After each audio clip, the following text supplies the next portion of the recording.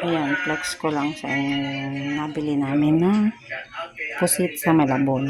Ayan, linuto ko siya.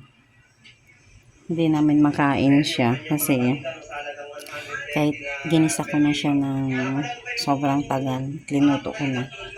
May lasa na siya. Pati yung sabaw niya, iba na ang lasa. Yun.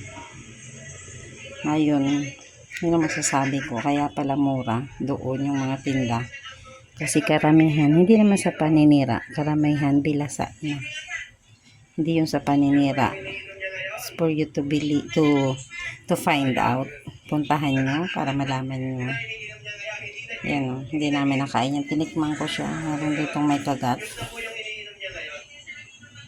Pero hindi ko siya makain kasi may lasa na siya. Hindi po yan joke.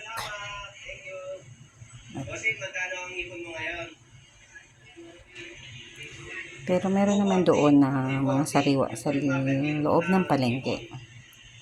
Yung sa labas, beware kayo. Kailangan maging maingat kayo bumili sa labas.